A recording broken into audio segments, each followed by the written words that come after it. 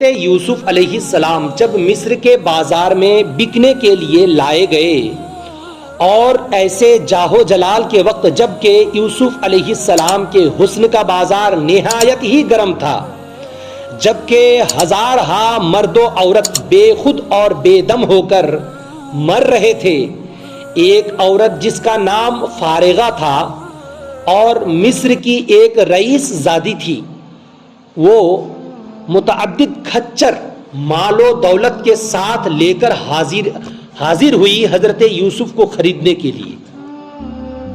کتنی مال و دولت؟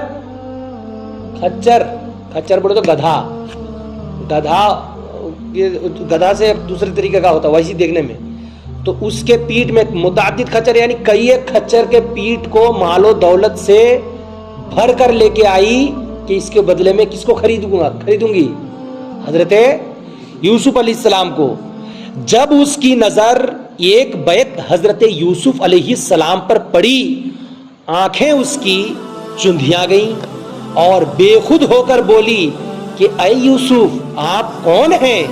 آپ کا حسن و جمال دیکھ کر میری تو عقل قائم نہ رہی،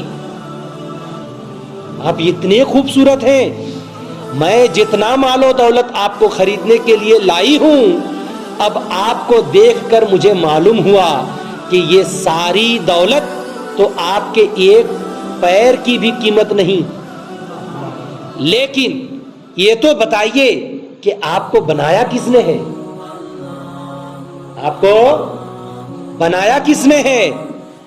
حضرت یوسف علیہ السلام نے فرمایا، میں اپنے خدا کا بندہ ہوں، اسی نے مجھے بنایا ہے اور اسی نے میری صورت ایسی حسین بنائی ہے کہ تم دیکھ کر حیران رہ گئی ہو۔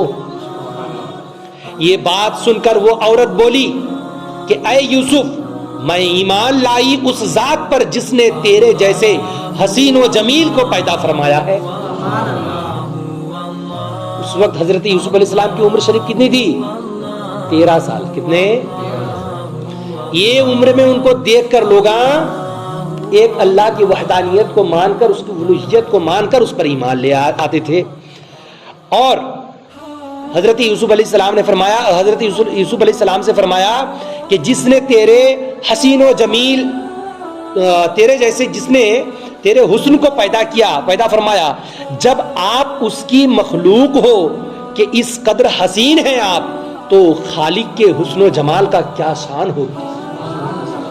خالق کے حسن و جمال کی کیا شان ہوگی جب اس نے آپ کو پیدا فرمایا اور آپ اتنے خوبصورت ہیں، تو آپ کو جس نے پیدا کیا ہے وہ کیسا حسین ہوگا۔ لہذا یہ کہہ کر اس عورت نے سارا مال، ساری دولتیں اللہ کی راہ میں غریبوں مسکینوں کو دے دیا اور سب کچھ چھوڑ کر محبوب حقیقی کی تلاش میں لگ گئی، یعنی خدا کی تلاش میں لگ گئی۔ اب ہم نہ حسین لڑکا نکو، اب ہم کو وہ ہونا جو یہ تمام دنیا کو اور دنیا کی حسین چیزوں کو پیدا کرنے والا ہے۔ اس سے سبق کیا ملا کہ اللہ والوں کے ذریعہ سے خدا مل جاتا ہے، اور یہ بھی معلوم ہوا کہ اللہ والوں کا حسن و جمال دیکھ کر خدا یاد آ جاتا ہے۔ پھر جن لوگوں کو دیکھ کر گاندھی جی یاد آتے ہیں، وہ اگر ان پاک لوگوں کی مثل بننے لگیں تو کس قدر ظلم ہے۔ بات آپ سمجھ رہے ہیں ہے کہ نہیں؟ کچھ لوگ ہیں جن کے یہ بھی نہیں رہتے اور یہ بھی نہیں رہتے، انہوں سب سپچٹ کر دیتے۔ یہ جو کرتے ہیں، گاندھی جی کی مثال اس لیے یہاں پہ دی گئی ہے کتاب میں کہ گاندھی جی کے سر میں بھی سپچٹ تھے، تو اسی لیے گاندھی جی کی یاد آنے لگتی ہے ان لوگوں کو دیکھ کر۔ وہ لوگ ہمیشہ ٹکلے رہتے ہیں اور پاجامہ بھی اتنا اونچا اٹھا لیتے ہیں، اور کرتا تو جیسا لگتا ہے کہ ابا کا کرتا پہن کے آئے ہیں، ایک دم بڑا والا۔ تو ایسے جو پہنتے ہیں ان لوگوں کو دیکھ کر کیا یاد آتا ہے؟ ان کا چہرہ دیکھ کر ظاہر سی بات ہے گاندھی جی یاد آتا ہے۔ تو اسی لیے کہتے ہیں اور انہوں کیا بولتے ہیں؟ حضور ہماری طرح ہیں، حضور ہماری طرح ہیں۔ اسی لیے یہاں مصنف نے کہا ہے جن کو دیکھ کر گاندھی جی یاد آئے، وہ کہتے ہیں کہ حضور ہماری طرح۔ کتنا بڑا ظالم ہے وہ، کس پر ظلم کرتا ہے؟ وہ خود پر ظلم کرتا ہے۔ حضور ہماری طرح ہیں، حضور نور علی نور ہے. ہم خاکی ہیں، حضور نوری ہیں. ہم امتی ہیں، حضور نبی ہیں.